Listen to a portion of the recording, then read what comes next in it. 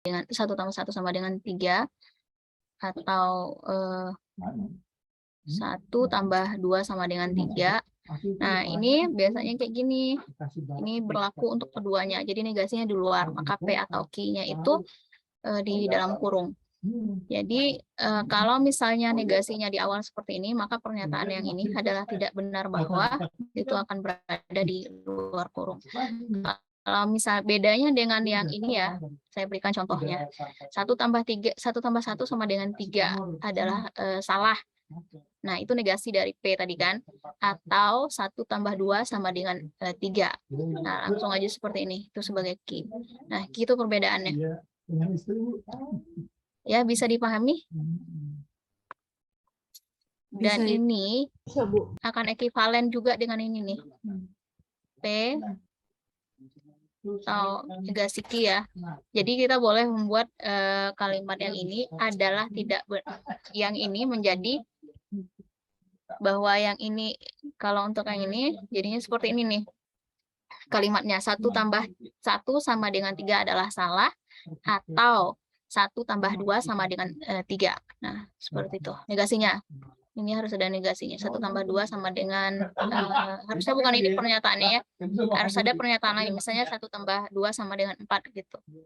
Atau negasinya. Bisa dipahami apa yang saya maksudkan? Nah, pernyataan yang ini itu akan sama dengan yang ini, tapi kalimatnya nanti berbeda. Gitu ya. Ada contoh-contoh lain, bentar saya lihat dulu.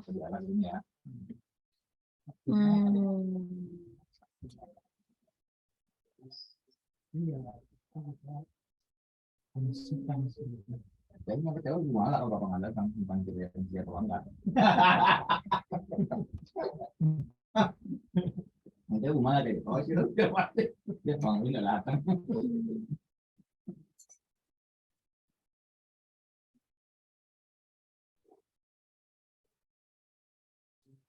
Itu kan kalau kelasnya kan iya maksud saya gitu.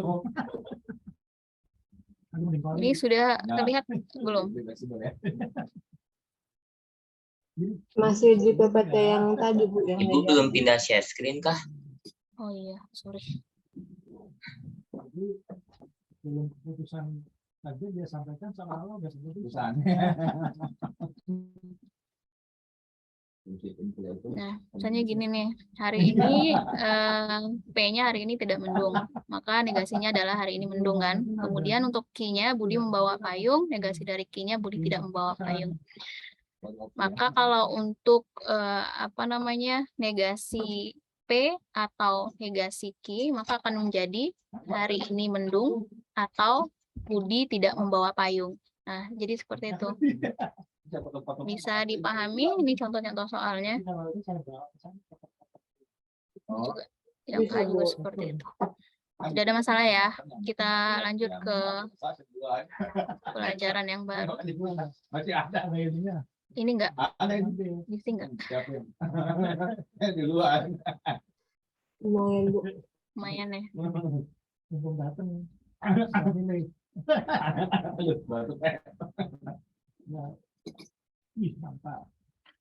Oh iya, sebentar kita ini dulu.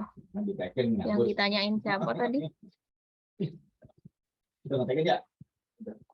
Saya nanya di chat Bu. Di chat Zoom. Di chat Zoom. Berarti saya bingung nyebutinnya jadi diketik. Berarti negasi dari dalam kurung P dan Q sama dengan negasi P atau negasi Q. Halo? Oh, sebentar. Itu bukan atau harusnya dan. Iya, kebalik ya. Dan. Maaf. Enggak. Yang Ibu tulis tadi apa? Itu harusnya dan. Nih. Ibu nulis apa? Ibu belum share screen lagi ya? Saya masih di mana? Ibu belum share screen lagi. Oh, sebentar.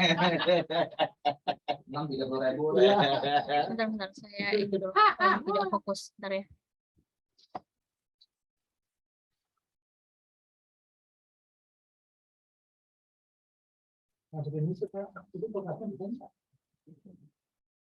Ini karena ini ikut dinegasikan ininya ataunya ya. Kalau kita negasikan ini jadinya dan. Oke, kita lanjut ya ke materi berikutnya. Temuan ke-4. Terus yang mahasiswa yang itu Pak, apa namanya? Yang angkang Ibu maaf memotong sebelumnya. Buat yang tugas pertemuan sebelumnya itu kan deadline-nya nggak digeser, gimana itu? Sama Bu Dwi-nya nggak digeser-geser. Yang deadline tugas sebelumnya, deadline-nya nggak digeser-geser, jadi masih tanggal 7 apa? September deadline-nya. Sedangkan dikasihnya aja bukan tanggal 7, lewat dari itu. Ini sesi yang mana? A apa B? B.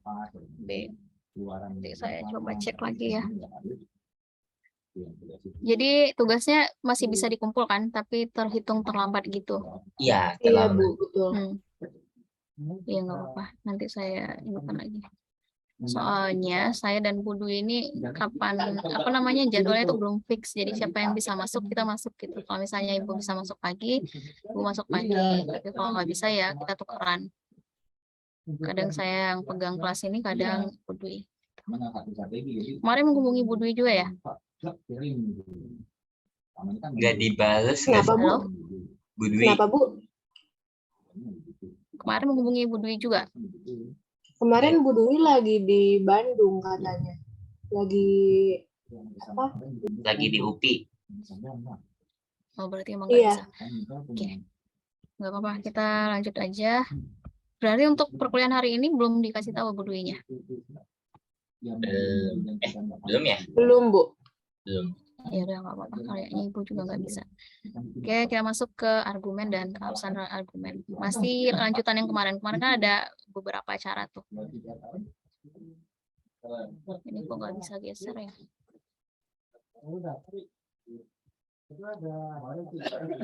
Nah, kemarin ada tugas yang pertama nih soalnya, jika aljabar diwajibkan atau geometri diwajibkan, maka semua mahasiswa akan mempelajari matematika. Aljabar diwajibkan dan trigonometri diwajibkan. Oleh karena itu, semua mahasiswa akan mempelajari matematika. Nah, ini untuk lambang-lambangnya kan sudah ada nih. Ada A, G, A itu untuk aljabar, kemudian G untuk geometri, dan M untuk matematika, kemudian T untuk trigonometri ya. Nah, jadi jika aljabar diwajibkan, ini sebagai A-nya, atau geometri diwajibkan, ini G, maka semua mahasiswa akan mempelajari matematika. Jadi bagaimana nih? Ini matematika. A, G, maka semua mahasiswa akan mempelajari matematika. Kemudian aljabar diwajibkan dan trigonometri diwajibkan. Oleh karena itu, semua mahasiswa akan mempelajari matematika. Nah, kalau kayak gini bagaimana bentuk argumennya? Berarti Silakan bersuara. keduanya A dan T. A dan T. Ini ada dan ya. Dan T. Oleh karena itu, semua mahasiswa, tunggu sebentar ya, saya tinggal dulu bentar.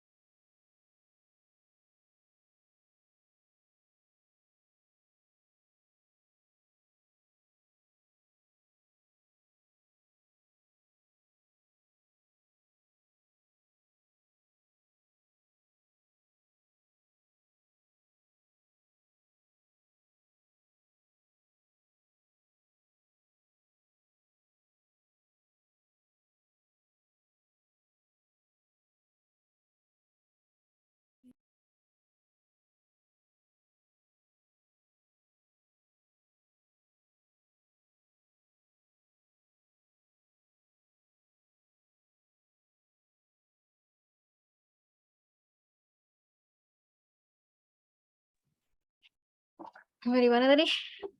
Ini premis yang pertamanya ya, premis. Sorry. Ini premis yang pertama, kemudian premis yang keduanya ini, maka A dan yang kedua A dan T. Kemudian selanjutnya kesimpulannya. Oleh karena itu, semua mahasiswa akan mempelajari matematika. Suara saya jelas apa tidak? Jelas, Bu. Jadi apa kesimpulannya? Oleh karena itu, semua mahasiswa akan mempelajari matematika. Nih, bagaimana bentuknya? Kesimpulannya M. Kesimpulannya M ya, benar sekali. Nah, kemudian apa yang akan kita buktikan di sini? Kesimpulannya. Kita akan membuktikan keabsahannya ya, apakah sah atau tidak gitu.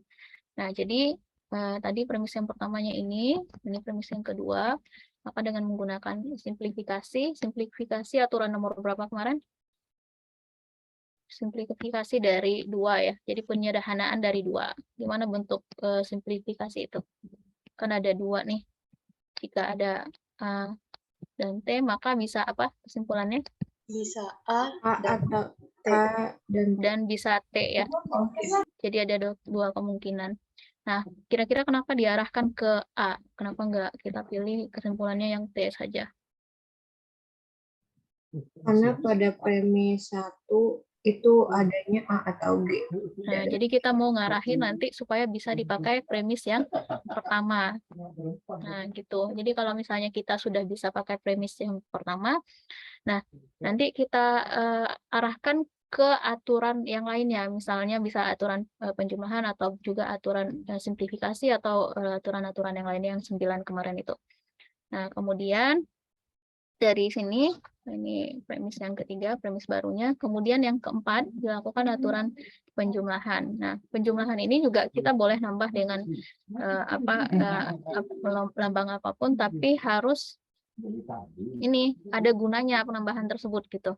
Jadi ini kita arahkan untuk yang ke sini nih, ke premis yang pertama tadi.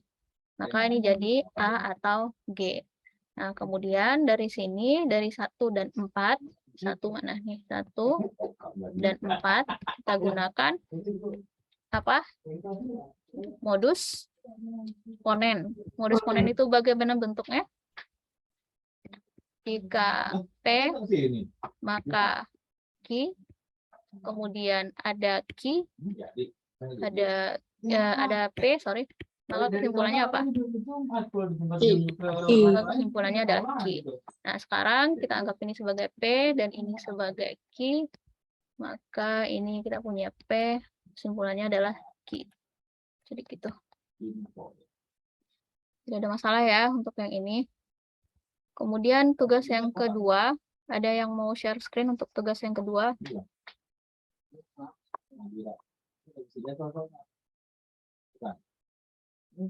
Silakan.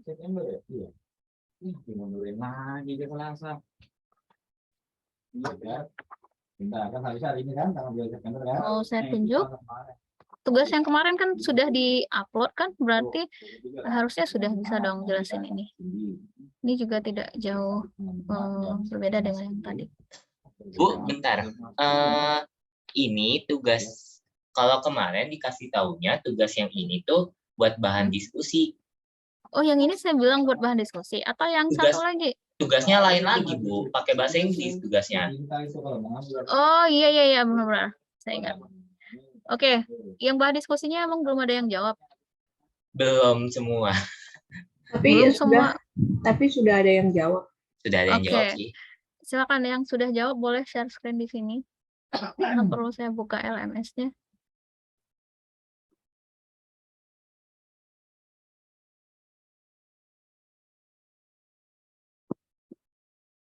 Nah, misalkan simbol-simbolnya itu dengan simbol-simbol yang sudah ditetapkan di sini ya. Nah, silakan.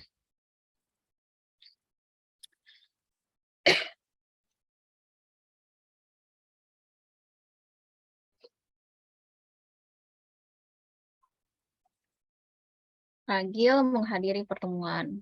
Nah, oke, saya tetapkan simbolnya dulu. Ini sebagai A. Atau Ragil tidak diundang pada pertemuan. kita misalkan diundangnya sebagai U, maka kalau tidak diundang ini negasi dari U.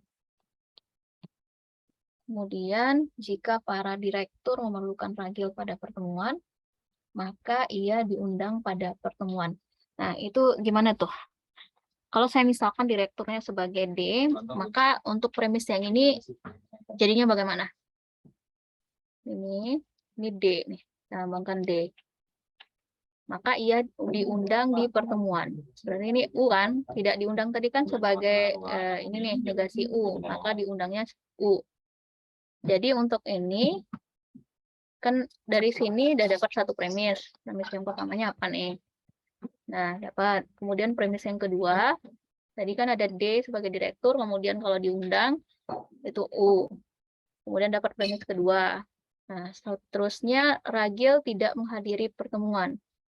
Premis ketiganya berarti apa? Negasi A. Negasi A, ya benar sekali. Kemudian dapat itu premis ketiganya. Ada berapa premis kira-kira nih? Yang keempat coba kita lihat. Jika para direktur tidak menginginkan ragil ada pada pertemuan dan ragil tidak diundang pada pertemuan, maka ragil akan keluar dari perusahaan. Nah, itu bagaimana bentuk ini ya, bentuk premisnya kalau untuk yang keempat. Ini kesimpulannya nih. Jadi ada 4 premis dan kesimpulannya ini nih. Nah, kalau kesimpulannya apa? Oleh karena itu ragil akan keluar dari perusahaan. Yang belum kita pakai tadi apa? A nih sudah, kemudian U sudah, direkturnya juga sudah. P sebagai apa? Ragil keluar. P sebagai kesimpulan. Keluar dari perusahaan ya, sebagai P. P-nya nih. Oke. Jadi sudah bisa coba premis yang pertama bagaimana bentuknya? A atau negasi U. A atau negasi U. Ya benar. Kemudian premis yang kedua, jika direktur memerlukan ragil pada pertemuan, maka ia diundang pada pertemuan. D sebagai direktur, kemudian D maka U. Maka U. Oke, betul. Kemudian yang ketiga, ragil tidak menghadiri pertemuan. Negasi A. Negasi A. Karena pertemuan tadi ini ya, menghadiri pertemuan. Oke. Negasi A. Dan seterusnya yang keempat bagaimana? Jika para direktur tidak menginginkan ragil hadir pada pertemuan dan ragil tidak diundang pada pertemuan, maka ragil akan keluar dari perusahaan. Jadi terakhirnya itu ada nih, ragil akan keluar dari perusahaan. Ada negasi P. Nah, yang ininya bagaimana sebelumnya? Negasi D. Negasi D, terus Negasi D. Dan negasi U ya. U. Tidak menginginkan dan negasi U. Benar. Negasi U. Oke. Nah, setelah itu bagaimana? Silakan ada yang mau coba share screen untuk menyelesaikan ini. Kesimpulannya tadi apa?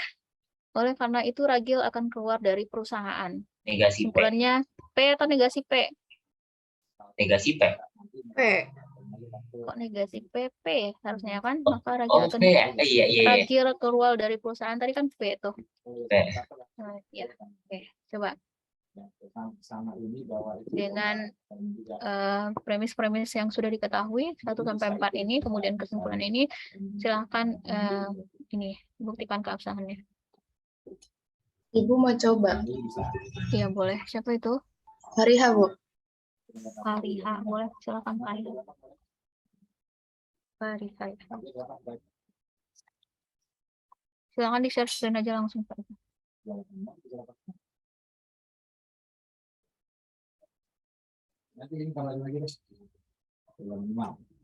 Sudah terlihat belum, Bu? Belum. Apa saya harus stop share dulu? Sepertinya iya, Bu. Oke, udah. Silakan dijelaskan, Fariha. Sudah terlihat kan, Bu? Sudah terlihat. Jadi untuk premis 4-nya, premis 5-nya itu ada negasi U. Itu didapatkan hasilnya dari premis 1 dan premis 3 itu di DS. DS itu disjungtif silogisme. Disjungtif ya. Setelah itu Terus premis 6-nya itu negasi D. Negasi D itu didapatkan dari premis 5, premis 2 di MT, modus tollens. coba ini dulu, modus tollens itu gimana bentuknya? Modus tollens itu apabila ada, Nggak bisa coret-coret ya, Fariha? iya Bu, nggak bisa. Kalau saya yang coret nggak bisa. Bisa. Bukan bisa. Oh, oke deh, jelaskan aja. Oh, kayak ini. Lanjut aja. Ini atau pakai apa bagaimana, nih Bu? PDF-nya? Saya pakai scanner gitu, Bu. Nah, ini bisa klik draw itu. Oh, Ini. ini Ya, ya. Oh, tampilan PDF-nya, buat tampilan PDF-nya. Oh, oke. ini bisa coret-coret kan? Nah, coba. Nggak pakai pen ya? Iya, Bu, pakai laptop biasa, Bu. Oh, oke. Coba bisa Coba. nggak? Kan itu premis 5-nya negasi U. Habis itu premis 2-nya D menuju U. Nah, kan kalau di MT itu kan apabila ada P menuju Q. Ibu maaf tulisannya jelek ya, Bu. Saya juga coba. Ada negasi Q, Maka kesimpulannya adalah maka kesimpulannya itu negasi P. benar. Nah, ini kan negasi U itu bisa diandaikan jadi negasi Q, terus D maka U itu bisa jadi P maka Q, makanya hasilnya itu jadi negasi D. Ini hasilnya negasi Iya, makanya sampai toko itu ada bisa transfer Oke. Setelah itu P premis 7-nya itu negasi D dan negasi U itu didapatkan dari premis 5 dan premis 6 itu dikonjungsikan. Jadi kalau dikonjungsikan itu kedua premis digabungkan menggunakan dan. Oke.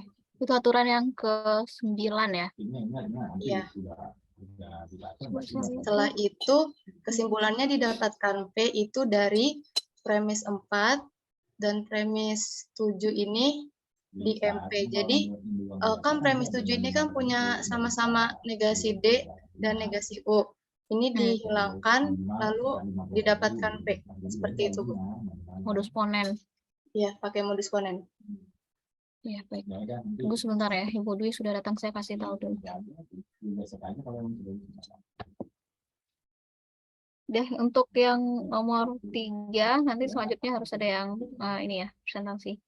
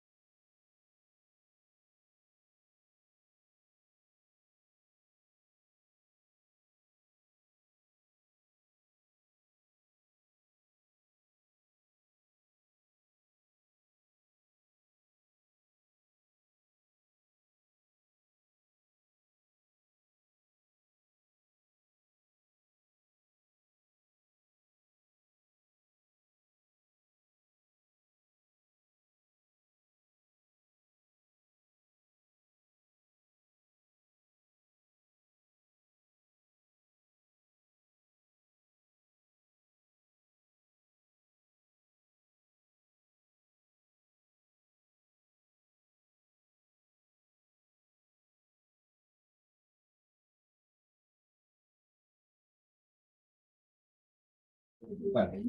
Cuman ya nggak apa-apa, buat itu pada siap-siap ngalihin di bawah. Oke, maaf ya, banyak gangguan. Gimana, ada yang mau mempresentasikan yang nomor berapa tadi? 3 ya?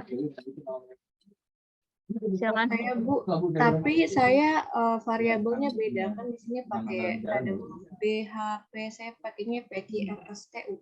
Gak apa-apa, yang penting bisa dipahami. Bentar, Bu. Biasanya pas Siapa dikit, itu? ada nomboknya. Septiani, Bu. Septiani. Septiani yang PJ kelas ini ya, mata kuliah ini. Laporan pas Iya, betul, Ibu. sekian, nggak nyampe segitu. Silakan Septiani. Karena dipotong berapa?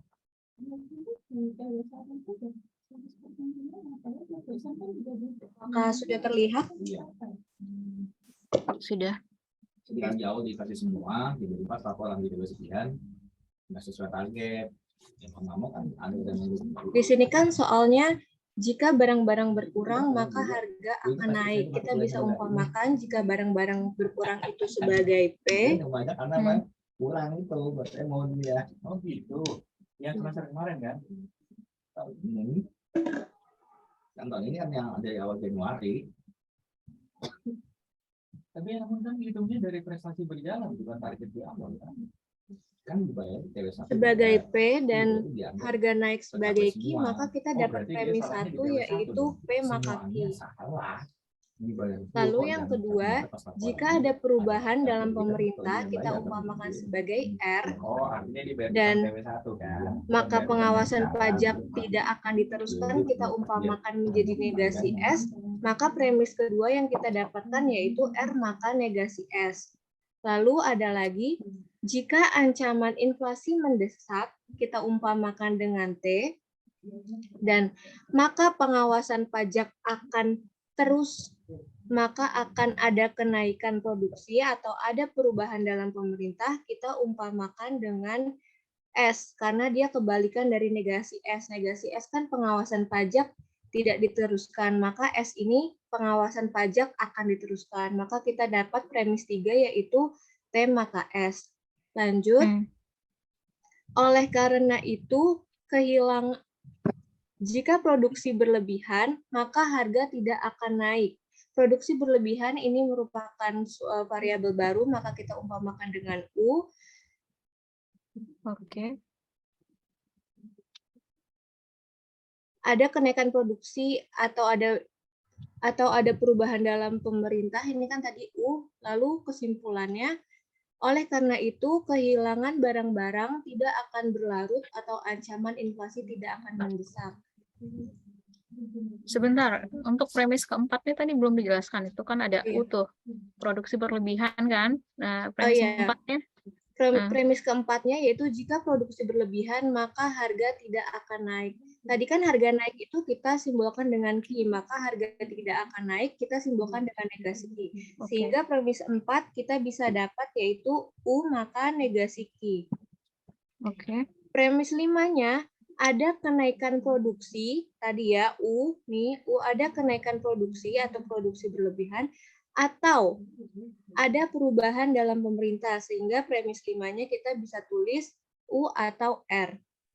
Nah, kesimpulannya, oleh karena itu, kehilangan barang-barang tidak akan berlarut atau ancaman inflasi tidak akan mendesak. Sehingga kehilangan barang-barang tidak akan berlarut, ini dilambangkan dengan negasi P, atau ancaman inflasi tidak akan mendesak, kita simbolkan dengan negasi T. Nah, kita akan membuktikan keabsahan dari argumen ini.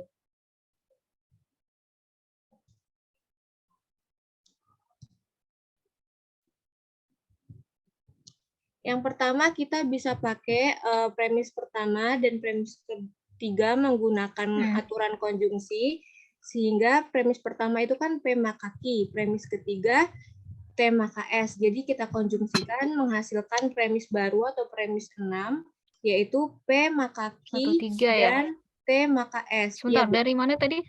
Premis 1 dan 3. Oke.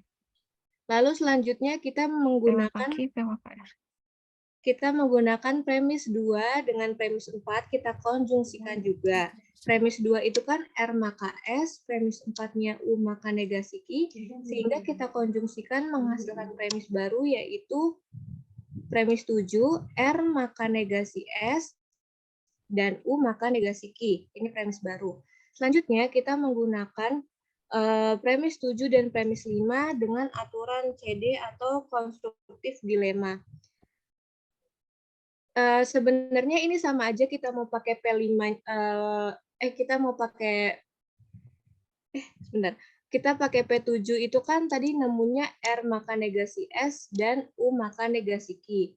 Di sini saya merubah premis kelima dibalik. Karena kalau atau itu bisa dibalik ya Bu ya, aturan kesetaraan. Jadi U atau R itu bisa jadi R atau U. Sehingga dengan aturan CD atau konstruktif dilema ini, premis 7-nya dengan premis 5 bisa menghasilkan kesimpulan atau premis baru, yaitu negasi S atau negasi Q. Bisa juga kita menuliskan sebagai negasi Q atau negasi S. Ini premis 8-nya. Selanjutnya, langkah terakhir kita bisa menggunakan premis 6 dan premis 8 menggunakan aturan DD atau destruktif dilema. Aturan premis 6 ini kan tadi ini ya, premis 6 itu kan P maka Q dan T maka S. Premis 8 ya, kita menggunakan negasi Q atau negasi S. Sehingga hasilnya kita bisa dapat negasi P atau negasi T, sehingga kesimpulan ini sah karena sama dengan pernyataannya. Oke. Ada pertanyaan? Yang lain ada yang mau ditanyakan? Udah di ini aja. Oh, sebentar Bu.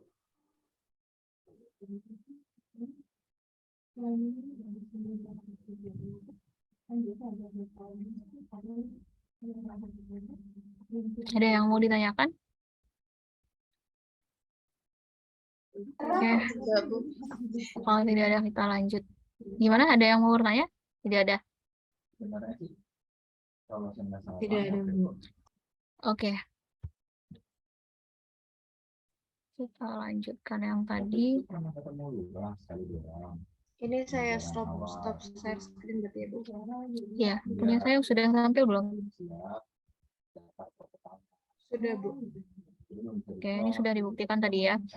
Nah, sekarang kita masuk ke materi baru, masih tentang keabsahan argumen, namun dengan cara aturan-aturan penggantian. Nah, ini ada beberapa aturan yang harus diketahui. Yang pertama tentang hukum De Morgan, biasanya dilambangkan dengan DM, disingkat dengan DM. Nah, gini. Jadi negasi dari P atau Q itu ekuivalen dengan negasi P dan negasi Q. Nah, ini yang saya keliru tadi, harusnya ini dan ya. Karena kalau kita buka kurungnya, ini kan jadinya negasinya masuk ke dalam nih, negasi P. Kemudian dan, atau kalau kita negasikan jadinya kan dan tuh. Jadi ini jadinya seperti ini, ekuivalen.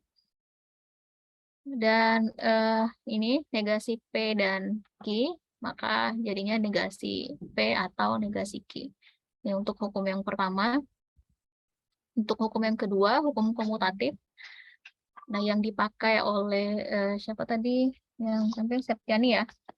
Nah, itu sebenarnya yang ini nih. P atau Q itu ekuivalen dengan Q atau P.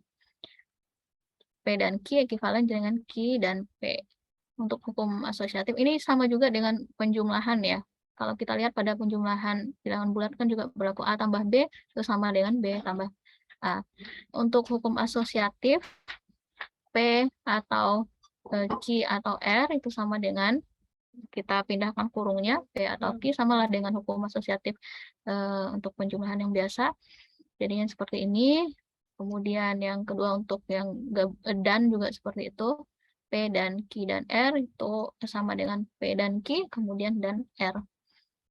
Disebut dengan hukum asosiatif. Berikutnya hukum distributif, yang mirip juga dengan hukum distributif pada penjumlahan.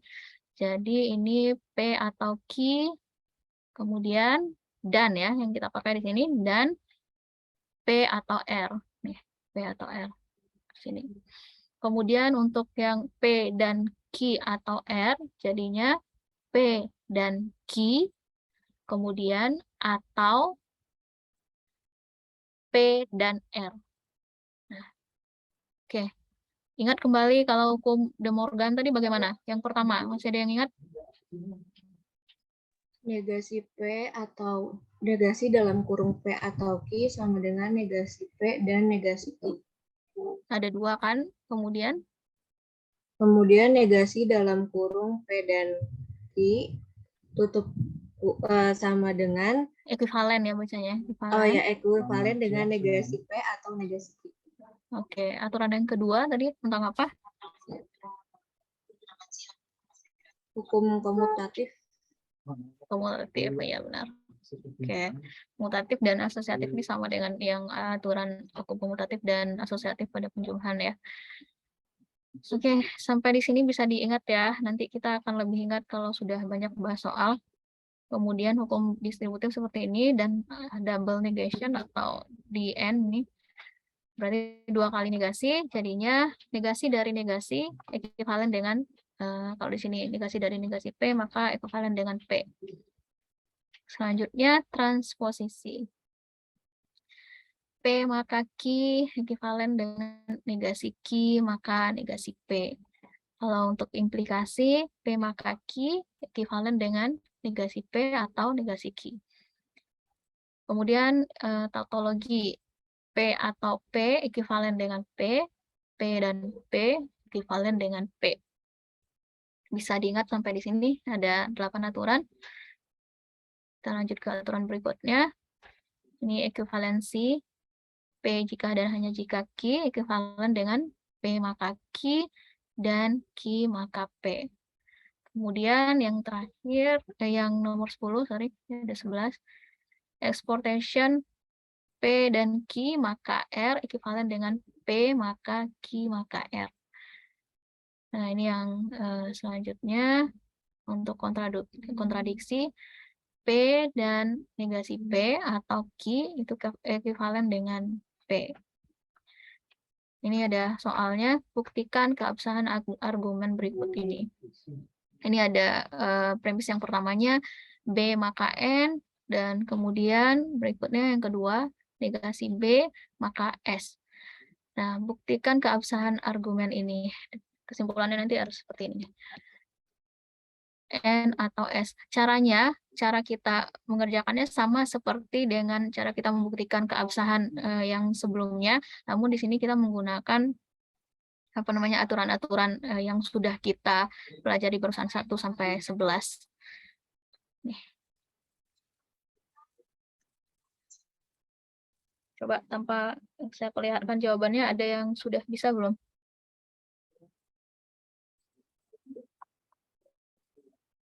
B maka N, negasi B maka S. Ada yang mau langsung mencoba? Silakan.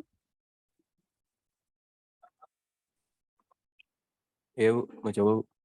Fauzan, silakan Fauzan. Jadi ini yang dua Fauzan, negasi B. share screen aja. Oh, share screen, Bu. Ya, Ya, udah bentar. ditulis belum? Belum ditulis, Bu. Nggak apa-apa, langsung tulis aja. Atau pakai whiteboard kali ya? Boleh, silakan. Bisa. Boleh Fauzan. Kalau Fauzan belum ini, belum nulis. Masya Allah. Punya saya yang coret jadinya. Pakai whiteboard aja, Fauzan. Whiteboardnya di mana ya pilihannya? Bentar. Nah, jadi untuk P2N, waktunya itu kita udah dapat. Nah, ini kali ya. Mana sama Pak Lurah. Pakai ini nggak boleh, Bu? Nah, saya boleh silakan. Mau coret nanti saya discard aja. Oh, ya. karena sebelum saya ketemu Pak Lurah, kita nyemil P2N. Jadi kapan? Nanti jadi anggota. Dia bilang tanggal 15. Iya. Silakan. Tapi ternyata ganti ke minggu pertama. Itu di PSI sama nggak sama? Yuk. Beda Malaka. Yang Malaka itu kita lagi mau mengusulkan proposal, baru ketemu dengan Pak sekali. Beliau minta daftar proposal. Sekarang kita sudah ada daftarnya. Nanti tinggal izin dengan Pak Lurah buat ngasih daftar itu belum tahu tapi. Nah, tapi karena Pak Yudi jadinya kan nggak bisa pekan pertama, kita pekan ketiga Pak. Apapun Walaupun tanggalnya pas tanggal 15 Oktober itu tanggal berapa juga bisa dicek kan? Nah, ada kemungkinan nanti akan overlap dengan Malakajaya. Malakajaya itu Kalau kan tulisannya bisa lebih bagus tidak? Ya Bu, bentar, Bu. ya ya Apa mau ditulis dulu silakan kalau misalnya agak susah. diganti. Nah, kalau buat konten P2R Tulis aja dulu ya Bu. kemarin Agak susah. kita rapat aplikasi yang mau kita buat itu kita reduksi feature-nya. Nah, dengan reduksi feature itu mudah-mudahan sih nanti pelan pertama Oktober itu bisa selesai. Sekarang kita pantau perbedaannya di Oktober jadi yang malah masih bisa begitu perkiraan pekan pertama kedua Oktober tahu sama sekali Palurannya kan baru ganti. Ya. Jadi yang dekat dengan Palurannya sebelumnya itu Buria orang sana kan orang Malakajaya. Nah, ada orang ya namanya kan kalau aparatur kalau orang camat ini jadi itu Pak jauh-jauhan makanya itu bukan pemilihan. Memang nggak bisa diapa-apain sih. Yang penting kan sekarang dan kemarin Paluran itu pasti diminta kontaknya itu nggak dikasih nomornya. Nggak mau. Jadi harus lewat jalur formal. Yang nggak mau Palurannya di bawah. Iya, tanggal 22 berarti hari Sabtu.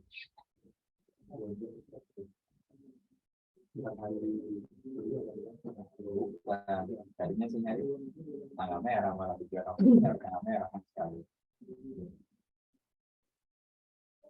Ada tanggal merah hari Sabtu juga sama aja. Sebentar bawa. Disuruh aku nggak mau. Nanti karena dikonfirmasi. Nanti materialnya nanti akan kita buatkan oleh tim, bapak tidak presentasi lagi. Kalau umpama nanti oper lagi sampai jadi hasil bapak nggak bisa, nanti saya oper ke Pak Yudi, kita lagi. Tahu kalian belum tahu ya. Tapi ngomongin sama dia bisa nggak? Asal jangan. Udah Bu, izin share screen Bu. Ya udah, silakan. Iya, makanya.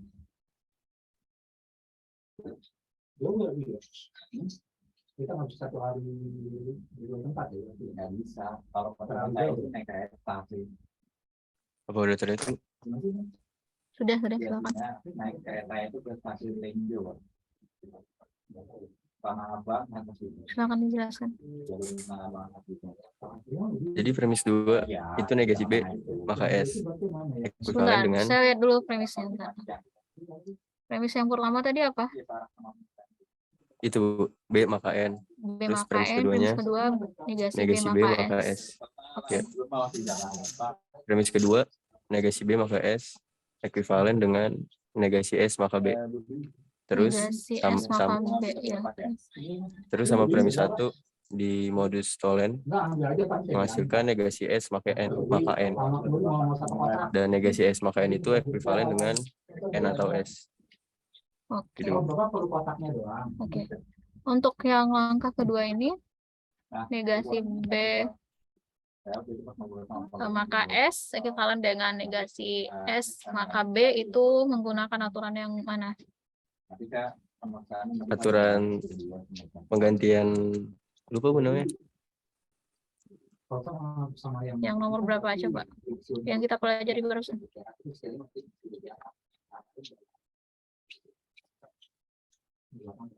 Lupa Bu. Tadi namanya. Apa namanya? Yang lain apa namanya coba?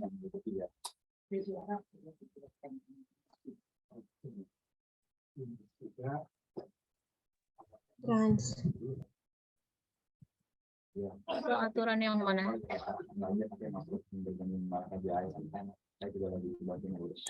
Aturan nomor 7 Bu. Aturan nomor 7. Implikasi. Iya Bu. Sebentar. P maka Q ekuivalen dengan negasi P atau Q. P maka Q. Nah, bukan. Transposisi Bu, nomor 6. Nomor 6. Jadi gini, harusnya kalau misalnya bikin jawabannya, harus bikin dulu aturan di sebelah kanannya pakai aturan apa. Jadi nggak bingung nanti kenapa bisa Oh jadi iya, begitu. Aturan nomor 5 berarti itu ini pakai transposisi, Bu. Oke.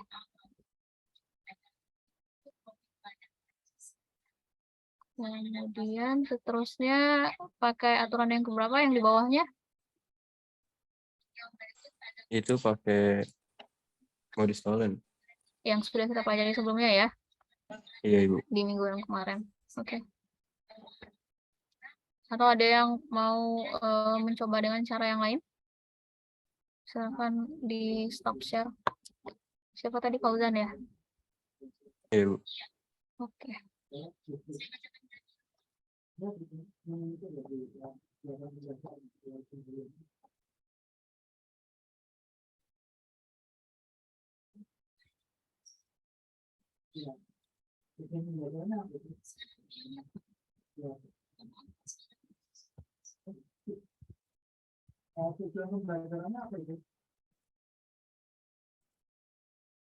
Nah, kalau saya begini nih, sama tidak dengan yang dibuat oleh Fauzan tadi? Fauzan apa namanya tadi?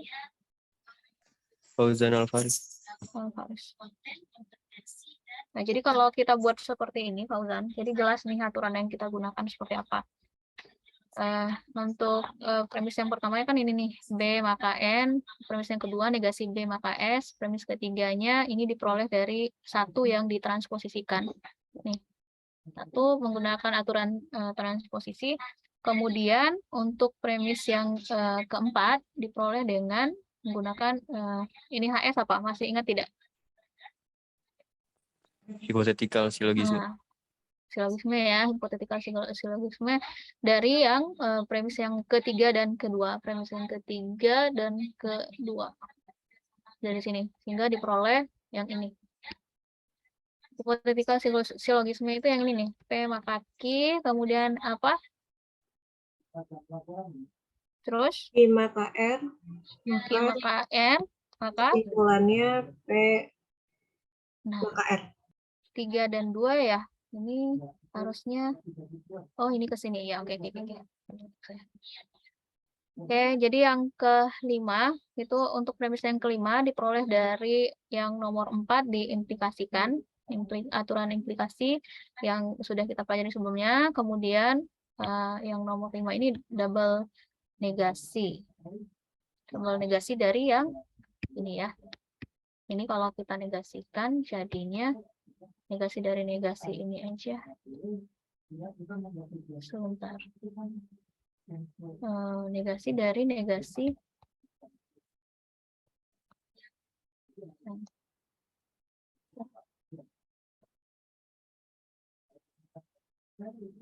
gini aja deh.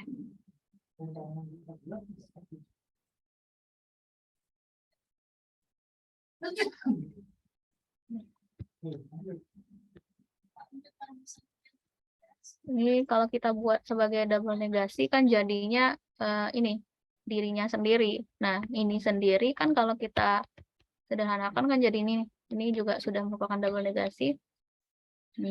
Kemudian atau S gitu. Apa yang jadi seperti ini? Kalau Fauzan tadi sama tidak beda ya caranya, tapi hasilnya sama, pembuktiannya juga ini membuktikan kalau argumennya sah. Boleh kalau misalnya ada cara yang lain, boleh mau di share screen di sini. Ada yang memiliki cara yang berbeda?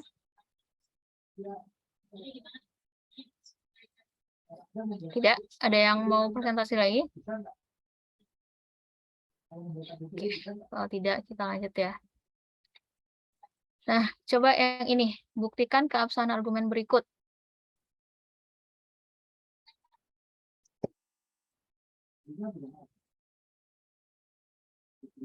Coba dicatat dulu soalnya.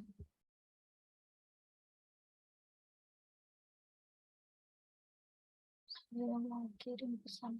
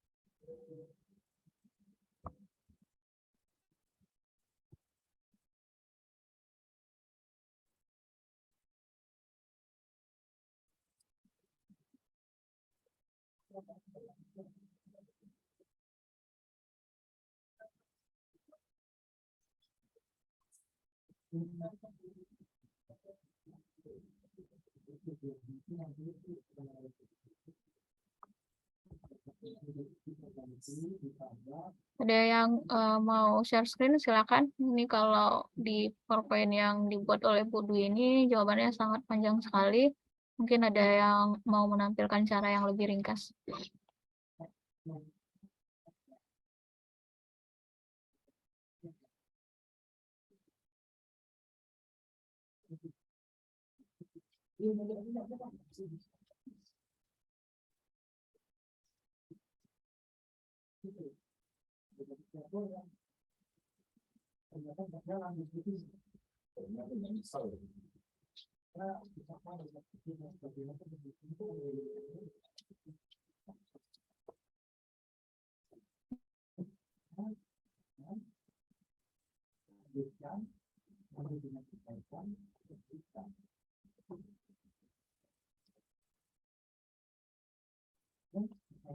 Belum dapat, Mbak, lagi ngajar soalnya.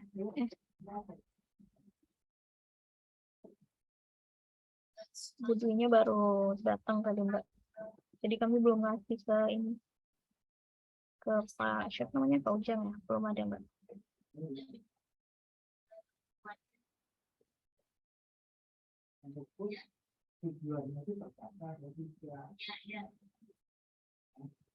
Silakan, ada yang mau coba?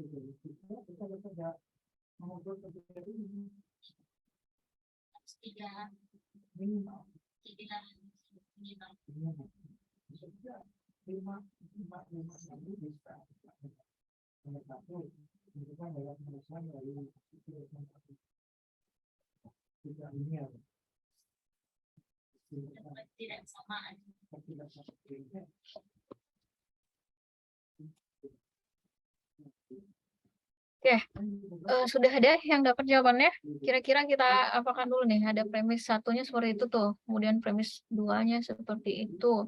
Kita akan ngarahkan ke negasi W. Apa kira-kira yang bisa kita gunakan nih? Kalau langsung premis 1, 2 belum bisa dipakai langsung ya. 1, 2 belum bisa dipakai nih. Kira-kira kita apakan dulu? Atau ada aturan yang bisa langsung menggunakan 1, 2? Coba. Ini W dan Y. Kemudian maka S dan B. Ini ada Y, ada S. Aturan apa itu? Coba ingat lagi. Ada Y, S.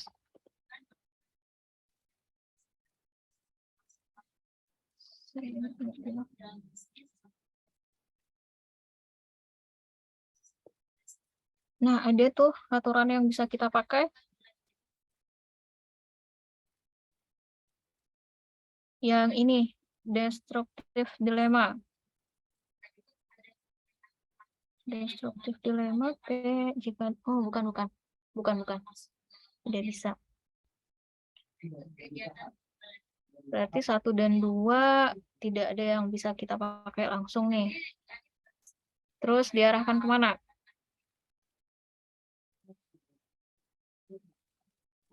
Satunya ditransfer dulu, Bu.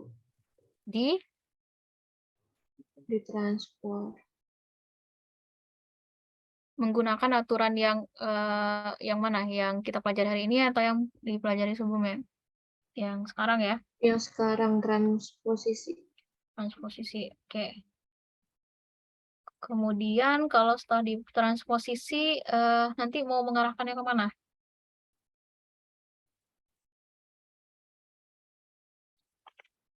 Transposisi, coba saya lihat. Nih. P maka Q ekivalen dengan negasi Q maka negasi P. Nah, jadi kalau bentuknya seperti ini, maka kira-kira mau diarahin kemana? Ibu, saya mau nyoba. Boleh, silakan. Siapa tadi? Tahnia ya? Iya. Sebentar ya, Ibu, saya fotoin dulu. Boleh.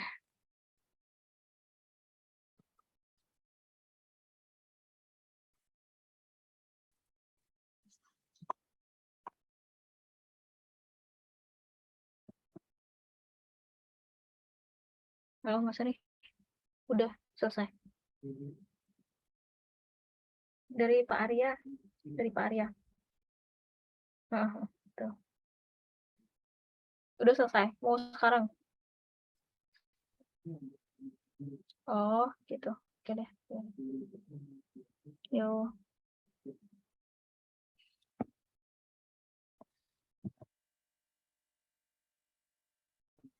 Silakan, Tania.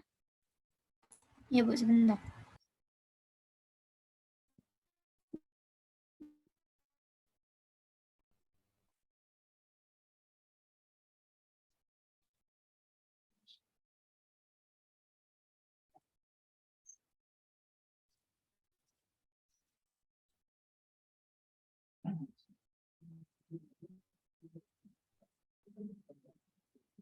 Saya izin share screen ya, Bu.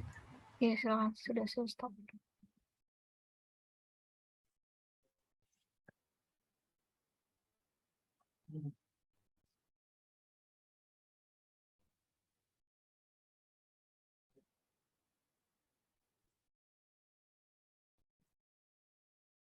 Silakan jelaskan. Ya, pertama untuk premis 3 saya pakai transposisi menggunakan premis 1. Jadinya kayak gini. Transposisi dari premis 1 ya. Iya. Premis sebentar. Transposisi tadi bagaimana bentuknya? Bentar, Bu.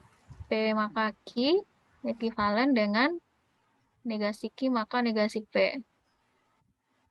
P maka Q ekivalen dengan negasi Q maka negasi P. Oke.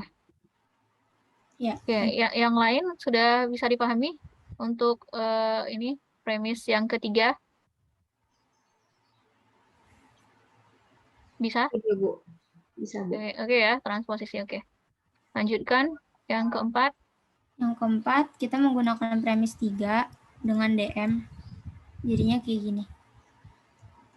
Dengan ini DM itu bagaimana bentuknya? Bentuknya jadi negasinya dimasukin gitu. Aturan yang nomor berapa? Bentar, Ibu, saya belum buka PPT-nya. De Morgan ya? Iya. Jadi negasi dari P atau Q itu ekivalen dengan negasi P dan negasi Q. Kalau yang ini, nah, apakah ini De Morgan? Oh, yang ini, yang masing-masingnya ya? Yang di De Morgan kan maksudnya? Iya, Ibu. Oke. Pernyataan awal dan yang pernyataan akhir. Bukan yang secara keseluruhan gitu kan maksudnya. Bukan premisnya. Oke. Ya, habis itu kita lompat dulu ke premis 2 lagi, jadi ini ditinggalin dulu. Kita pakai implikasi. Pakai Aturan implikasi. nomor 6. Iya. Aturan yang nomor 6. Implikasi dari premis yang Kedua. 2. Negasi dari Negasi. sebentar.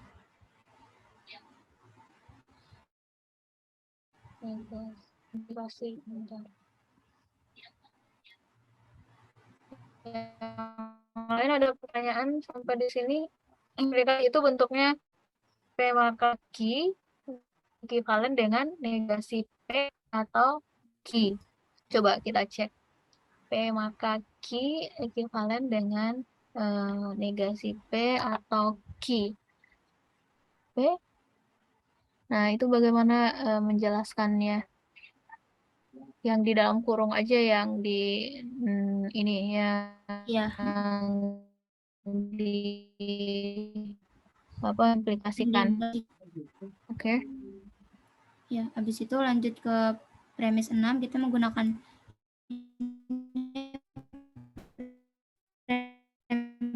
premis 5, De Morgan.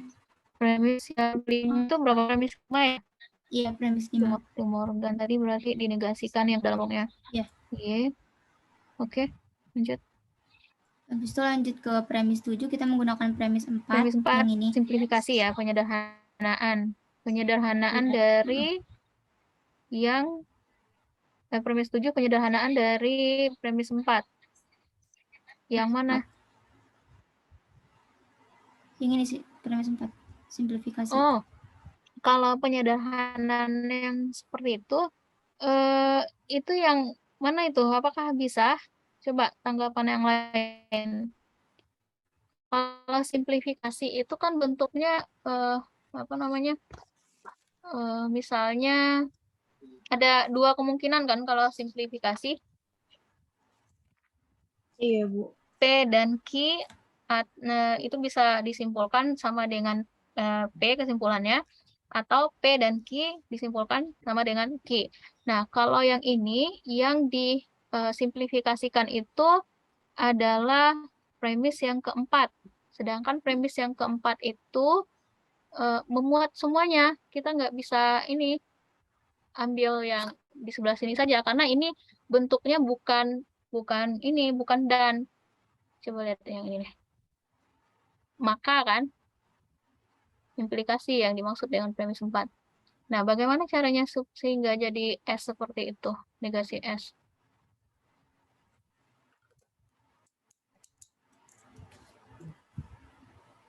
Kita bisa pakai itu kalau misalnya seperti ini, Tania tadi ya, Tania. Nah, ini nih, misalnya kita punya, sebentar. Saya punya S dan B. Nah, bisa saya simpulkan sebagai S dan bisa saya simpulkan sebagai B. Begitu. Nah, kalau ini kan bentuknya bukan bentuk dan nih, tapi bentuk implikasi kalau untuk yang premis yang keempat. Ya, mungkin ini Bu. Ini Bu. Ini typo. Aturan P6 yang disimplifikasi. Iya Bu, harusnya itu P6. Bu, ini typo. Kalau P6 bisa itu. Kalau ke Iya, harusnya P4 implikasi, jauh Bu. banget. Harusnya implikasi, Bu. Hah? Iya, harusnya pakai aturan yang ke-6. Bukan gitu maksud saya. Itu kan, apakah saya yang salah ini? Ini kan dibuat di sini P4 simplifikasi, artinya penyederhanaan dari premis yang keempat, gitu kan maksudnya. Iya. Nah, sedangkan premis yang keempat itu kan bukan dan tuh, tapi implikasi. Lebih nggak nyambung kan? Nah, coba lihat di premis 6. Kalau premis 6-nya Y dan negasi S. Kalau premis 6 yang disimplifikasikan, baru bisa kita gunakan, baru tepat nih. Tapi sekarang yang dibuat di sini adalah premis yang keempat yang disimplifikasikan. Jadi bagaimana? Oh, ini berarti jadinya harus premis 6 ya, Ibu? Iya kan, kalau misalnya mau menggunakan aturan simplifikasi, harusnya premis 6 yang di sana, yang disimplifikasikan, yang disederhanakan gitu maksudnya. simplifikasi. Iya, Ibu, paham. Oke. Harusnya di sana oke, premis 6. Terus Bisa lanjut ke premis 8 menggunakan premis premis 8 ini ya. nih, ya. Menggunakan premis 7 yang ini. Premis 7 itu simplifikasi juga namanya. Kalau atau gitu. Harusnya add. Nah, addition ya, penambahan ya. Iya, Bu. Oke. Berarti premis 7 kita tambahkan. Jadinya menjadi negasi atau negasi S atau negasi B. Jadi bukan simplifikasi itu. Kalau simplifikasi tadi itu untuk dan. Kalau addition baru atau kita jumlahkan, kita tambahkan dengan pernyataan yang lain. Itu dikoreksi juga ya. Ya, Ibu. Saya bisa coret nggak sih? Bisa, Ibu. Gimana caranya? Bentar. Option. Kalau saya mau coret gimana? Soalnya nggak muncul ini.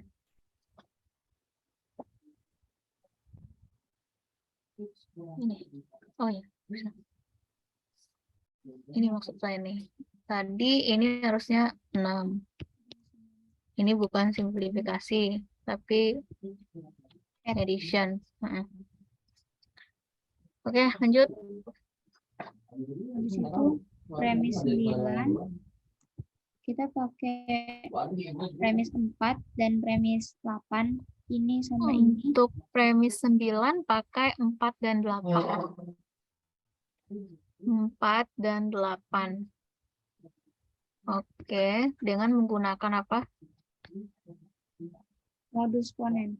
Modus monen. Modus monen itu bentuknya P maka Q, kemudian P jadinya Q. Jadinya yang ini ya. Terus lanjut. Habis itu premis 10 pakai premis 9 komutatif yang aturan hari ini. Premis 10, premis 9 yang dikomutatifkan, oke. Terus Itu premis 11 pakai ini bukan premis simplifikasi ya.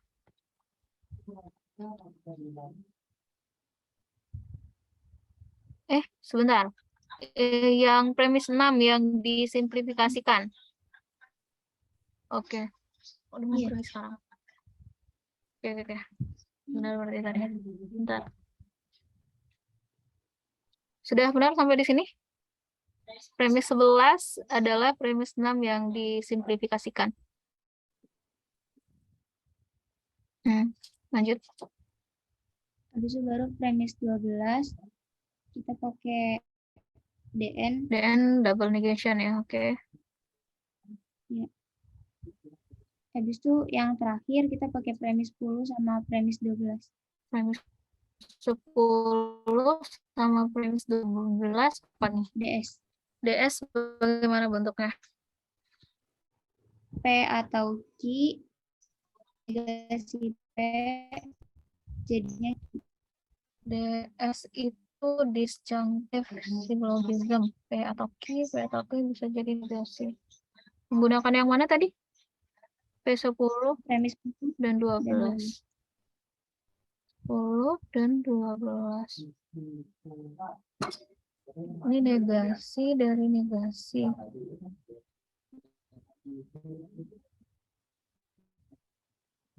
Apakah kita pakai yang itu? Sebentar. Saya mau nulis tadi pakai apa? Kok nggak bisa? Bentar ya. DS itu, bentar ya, saya buatkan dulu supaya tidak lupa. Saya juga sering lupa. Ya, kok nggak bisa nulis lagi saya? Nah, ini kenapa saya nggak bisa nulis?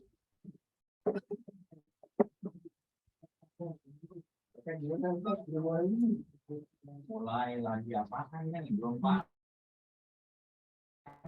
Kalau mulai dari kasar.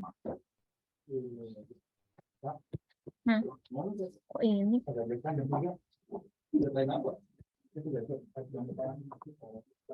Nih, lihat yang DS itu yang seperti ini nih. P gabung Q, kemudian ada premis yang berikutnya, negasi P, maka kita boleh nyimpulkan itu sama dengan Q. Kemudian P atau Q, kemudian premis yang keduanya ada negasi Q, maka kita bisa nyimpulkan sama dengan P. Nah, sekarang tepat tidak digunakan untuk yang ini. Yang 10 dan 12. Saya mau nulis tapi nggak bisa. Nah, udah bisa. Bentar, saya tuliskan dulu di sini ya. P atau Q. Kemudian ini premis pertamanya, ini keduanya. Ini negasi P, maka kesimpulannya adalah Q. Kemudian bisa juga P atau Q, kemudian negasi Q, maka kesimpulannya adalah P. Nah, coba perhatikan untuk yang berapa tadi? 10 sama 12. 10 sama 12. Bisakah kita gunakan ini? Negasi Y gabung negasi W. Harusnya menggunakan yang mana ini? Yang ini, yang Tadi. P atau Q. P atau Q negasi P. Berarti harusnya negasi dari negasi Y. Ya, benar ya. Jadi hasilnya itu harusnya adalah W. Ya, negasi W. Benar. Oke. Terbukti ya? Oke, ada pertanyaan sampai di sini? Tadi tolong diperbaiki ya, yang ini ada yang keliru aturannya, kemudian ada premisnya yang dipakai juga keliru. Harusnya P6. Baik, Bu. Berarti tadi salahnya di premis 7 sama premis 8 ya, Bu? Ya. Atau yang lain ada yang mau ngelapi, silakan. Apakah Bu, ada yang Bu. keliru? Ya, silakan. Kalau misalnya P10 sama P11 langsung DS, bisa juga kan? P10 sama P11 langsung DS. Menggunakan yang mana? Yang ini tadi ya? Yang sebelah kiri apa sebelah kanan?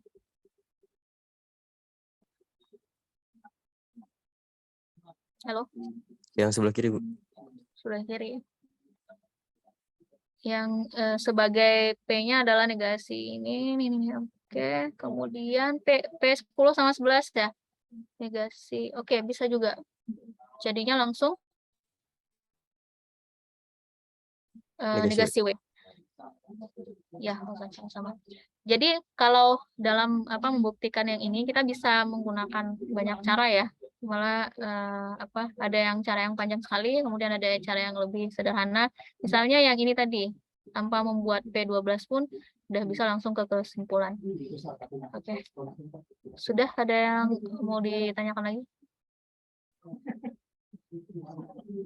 Tidak ada. Oke. Di stop share dulu Tania. Baik, Bu. Terima kasih, Bu. Ya.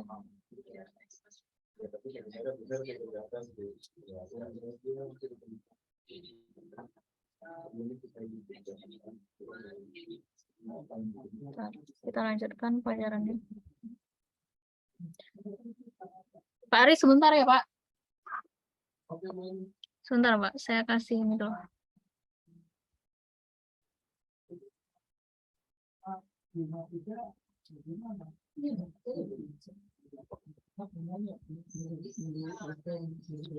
Nah, berikutnya kita masuk ke ini, aturan bukti bersyarat. Nah, aturan bukti bersyarat ini digunakan terhadap argumen yang kesimpulannya merupakan suatu implikasi. Jadi kesimpulan terakhirnya itu merupakan suatu implikasi, baru kita bisa menggunakan aturan bukti bersyarat. Nah, prosedur pembuktian aturan bukti bersyarat ini yaitu dengan menarik pendahulu. Pendahulu itu maksudnya misalnya ada P maka Q, nah pendahulunya itu P yang kita sebut dengan antecedent, kemudian dari konklusi menjadi premis baru atau premis tambahan, dan pengikutnya konsekuennya merupakan konklusi dari argumen. Jadi pengikutnya itu misalnya gini nih, kalau ada P maka Q, P tadi adalah pendahulunya, kemudian Q itu adalah konsekuennya. Jadi nanti untuk lebih jelasnya kita lihat ke contoh soalnya ya. Caranya itu dengan ini nih, menarik pendahulunya. Jadi pendahulunya tersebut kita tarik dari konklusi menjadi premis baru. Jadi ada premis baru yang kita tambahkan. Misalnya premisnya ada premis 1, premis 2, premis 3. Nah, kemudian ada kesimpulan. Nah, dari kesimpulan tersebut, misalnya gini ya, supaya misalnya premis satunya ini P maka Q misalnya ya. Premis 2-nya Q maka R misalnya. Jadi ini ada kesimpulannya P maka Q, Q maka R, P maka R misalnya. Misalnya seperti ini contohnya saja. Nah, ini sebagai premis pendahulunya. Jadi ini kita tarik sebagai premis baru untuk yang ketiga di sini nih, P3-nya. Nah, itu kita jadikan premis tambahannya, yaitu diambil dari kesimpulan ini, ditarik dari pendahulunya atau antecedennya. Jadi yang akan kita simpulkan itu adalah dengan penambahan premis baru ini, nanti terakhir kita akan membuktikan bahwa kesimpulan akhirnya itu adalah R. Nah, gitu. Kita lihat contohnya ya, contohnya. Misalnya gini nih, saya punya premis yang pertama, A atau B, maka C dan D. Kemudian premis yang keduanya, D atau E, maka F. Dan kesimpulannya adalah A, maka F. Nah, ini bisa tidak kita gunakan aturan bukti bersyarat? Sesuai dengan yang syaratnya tadi. Aturan bukti bersyarat bisa digunakan jika kesimpulannya berupa implikasi kan. Nah, jadi untuk ini kita bisa menggunakan aturan bukti bersyarat. Nah, bagaimana prosesnya? Seperti yang saya jelaskan di nomor 2 tadi. Nah, gini maksudnya. Ini premis awal kita nih. Kemudian ini kesimpulan kita. Punya kesimpulan yang ini. Caranya adalah dengan menarik pendahulunya. Pendahulu ini maksudnya ini nih. Transenden tadi, ini sebagai premis tambahan. Premis tambahan berarti di sini premis yang ketiga nih. Nah, jadi ini kita tarik ke sini. Kemudian kita akan membuktikan premis yang terakhir ini sebagai kesimpulan terakhirnya nih. Itu yang akan kita simpulkan. Itu yang akan kita buktikan nanti. Sampai di sini bisa dipahami tidak maksud saya? Jadi gini nih. Prosedur pembuktian ABB aturan bukti bersyarat yaitu menarik pendahulu atau antecedennya dari konklusinya tadi tuh nih saya tarik ini pendahulunya dari konklusinya sebagai premis tambahan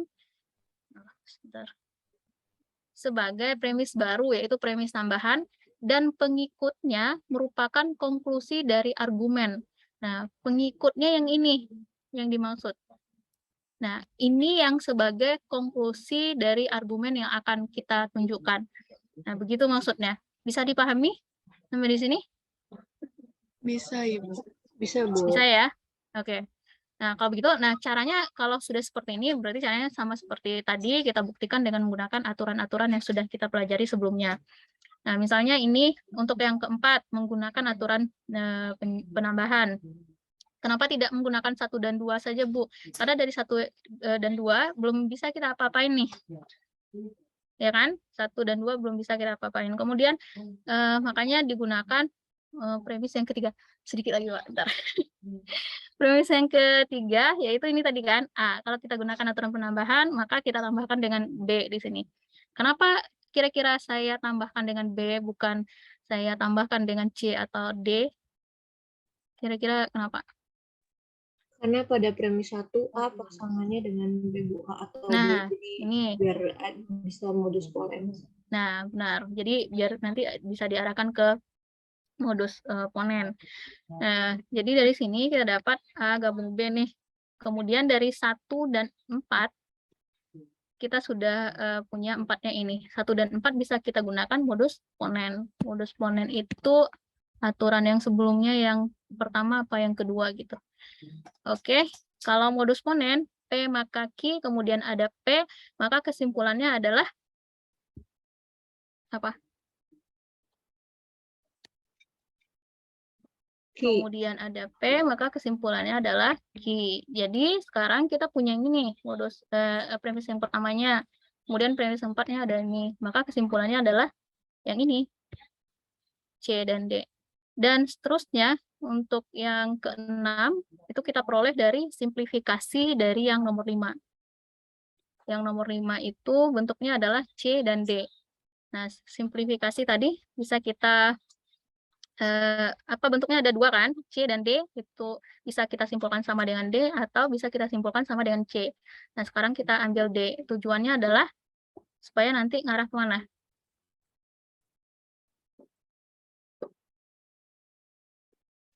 Supaya nanti ngarah ke yang ini.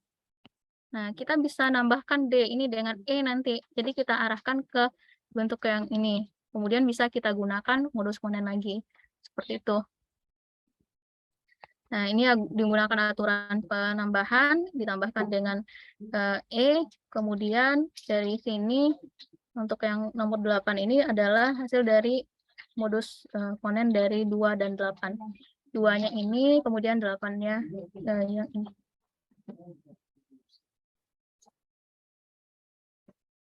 Oke, 2 dan 8. Oke. Sampai di sini ada yang mau ditanyakan?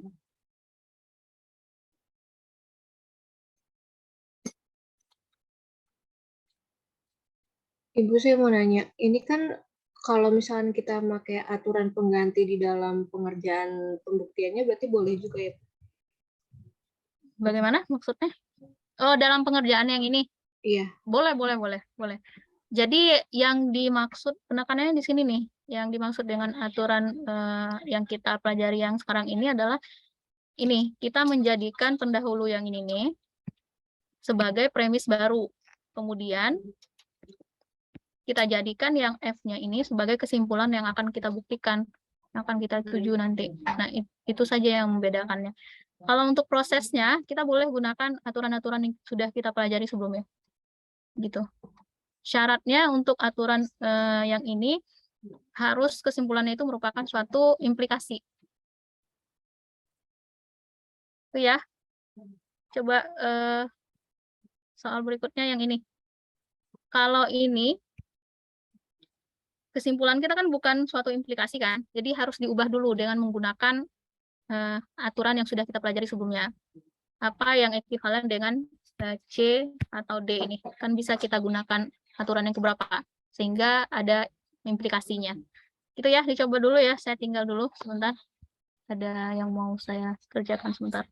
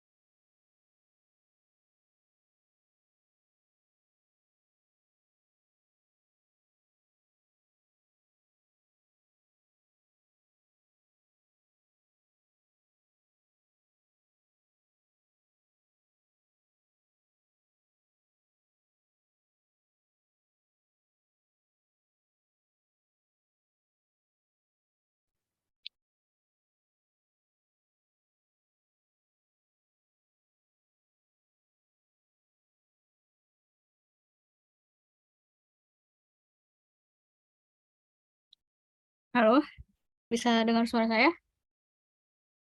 Bisa, Bu. Bu. Kita tuh 2 SKS ya, saya baru sadar. Iya, Bu. 2 SKS Sudah. sampai jam berapa berarti? Udah berakhir? Sudah berakhir. Sudah berakhir, Bu. Sorry, saya tadi dari bawah. Oke. Baik, untuk yang tadi, sudah selesai belum? Ibu, saya mau nanya, berarti kalau diubah jadi implikasi itu nanti di premis barunya ya yang menjadi implikasinya? Ya, jadi premis barunya itu jadinya yang awalannya apa? Pendahulunya apa? C maka D.